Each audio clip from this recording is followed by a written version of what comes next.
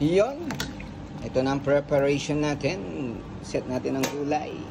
Pang side items. Yan. Mayonnaise sauce with the lax and with the mashed potato. It's all good in the with the sexy daw, you know. Alaga.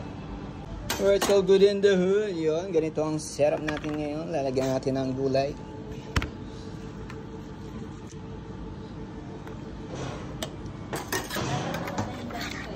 Then the meat. Ano siya?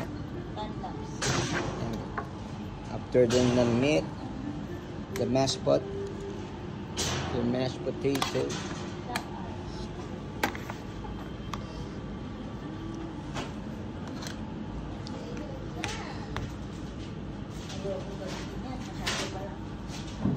Then put it, garnish. Then the sauce.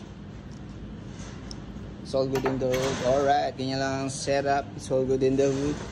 Then mayroon na silang puddings. Lux Dayens. Alright. Almost 80 packs gagawin. It's all good in the hood. Yan, it's all good in the hood. Gagawa tayo ng personal order ng de risotto. Nalagay natin dito. Para gagawa tayong ayun, may personal order, kaya gagawa tayo. Good for 20 person. Iba pa to sa ginagawa everyday ng buffet tsaka Dayens. Alright, so all good in the hood. Apat ang gagawin ko nito, apat din na potato. Yan ang una kong setup una. Alright, so all good in the hood. Yan, gagawa tayo ng carbonara. Kaso ang gamit natin beef dahil sobrang dami yung beef. Ito na ang gawin with mushroom. And then pasta, lalagyan natin ng pasta to later. Ito ang tatoppings natin, bacon. Tidbits. Then ito kukunin na natin pasta. Luto na tong pasta. Alright, so good in the hood. Tapos may niluto tayo doon. May niluto tayo doon. Alright.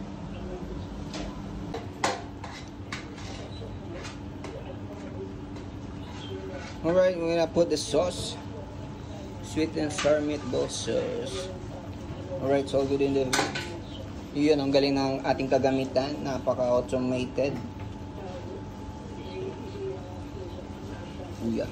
Ilapit natin. Aray, mainit, mainit. Cheese! Alright, so good in the hood. Yan lang. Diba? Siyempre, lutuin mo muna yung meatballs, pati sauce. Pag niluto mo ang sauce, isama mo ang meatballs, lutuin mo ng mga 5 minutes para pumasok ang lasa sa meatballs. Alright. Yun, so good in the hood.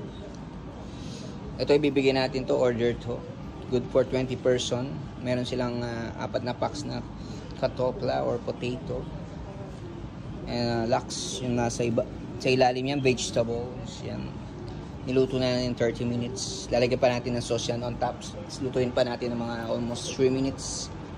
Set up natin later. Yun.